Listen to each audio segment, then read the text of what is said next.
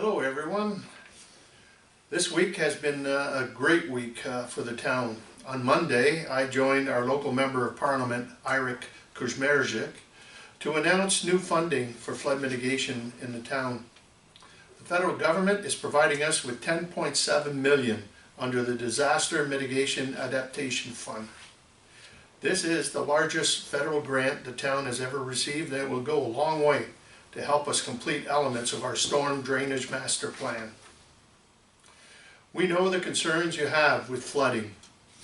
We have heard your request for us to do more on storm and sanitary sewer improvements.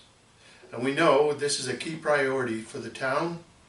Last year, we completed the storm drainage master plan to help us understand areas of improvement and prioritize our capital works. Pumping station upgrades were identified as a priority, and thanks to this federal grant, we will be able to make critical updates to 3 of our existing pumping stations: Scully, St. Mark's, and PJ Cecile. All 3 pumping stations have been in operations for more than 40 years, and they are all reaching their end of service life. Our plan is to build 2 new pump stations that will have the capacity to handle not only the service areas, but also more frequent and intense rainstorms, like those we have experienced over the last few years. St. Mark's and Scully will be combined into one, with the new Scully station at 6 times more capacity than the existing station. A new trunk sewer along Riverside Drive that will redirect flows to the new Scully pumping station is also part of this project. The reconstruction of the PJ Cecile pumping station will handle more than 8 times more capacity. Our share of the project is approximately $17 million, and we have until March 2028 to complete the project. We are very excited to get this project underway. Yesterday, the town held 2 public information centers on the Shoreline Management Study currently underway. The Shoreline Management Plan will help us identify and manage flood and erosion risks on Lake St. Clair and Pike Creek due to the high water levels. As we have seen over the last 2 years, the lake levels have gone up significantly, and many areas in Essex County are incurring serious erosion and flooding risks. The first public information center was held virtually yesterday and reported on data collected on water levels, storm events, wind patterns, and conditions of existing property protections along the Tecumseh shoreline of Lake St. Clair and Pike Creek. I invite you to check out the progress on our website. I thank those who participated in the public meetings. Please view the documents online and provide your comments and questions to the project team. The next public information meeting will be held in January. At this week's regular council meeting, we also learned that we are currently looking at potential budget surplus for the year. This has been a very difficult year with the pandemic and the threat of flooding. Many of our facilities and programs have been canceled, and funds have been diverted to dealing with the pandemic. Staff time has been taken up with the pandemic and emergency flood preparedness plans. It has not been business as usual by any means. We are thankful to the province for stepping in with about $580,000 to assist us with operational expenses associated with the pandemic. We expect these costs to carry on in 2021 and will need to buffer the surplus to help offset those costs.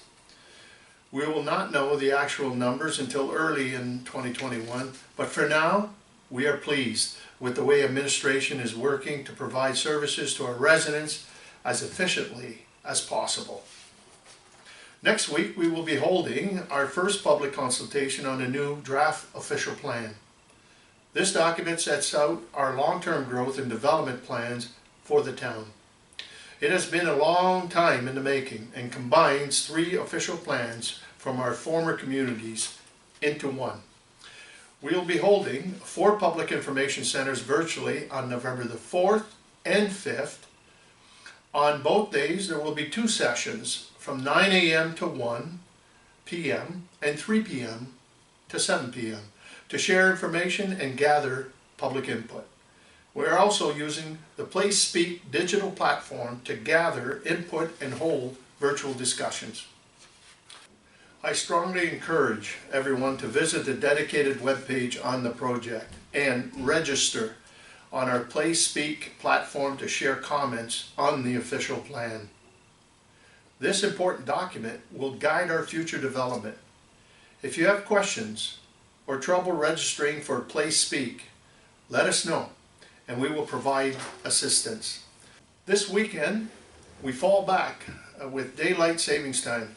It is a great reminder to not only set your clocks back an hour on Sunday morning, but to check your smoke and carbon monoxide alarms.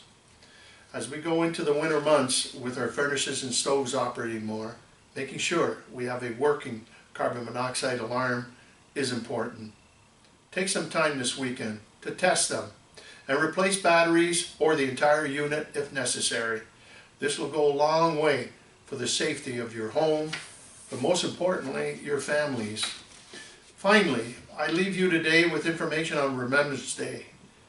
We have been advised by our local Legion that they will be holding a smaller ceremony with a handful of members on November the 7th.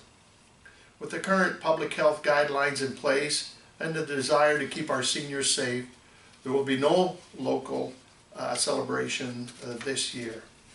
A few members will join other veterans to lay a wreath at the cenotaph in Windsor on November the 11th. The City of Windsor has developed a ceremony that follows public health guidelines while still allowing the public to be part of it.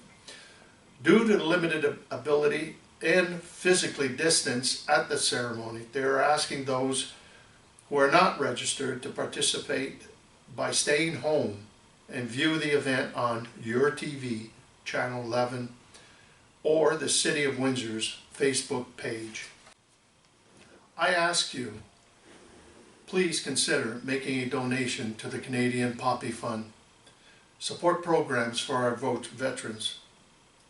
I also ask that you pause on November the 11th for a moment of silence in recognition of the sacrifices made by our veterans throughout the years. Thank you for joining me today. Have a safe and happy Halloween, and I will see you soon. Thank you.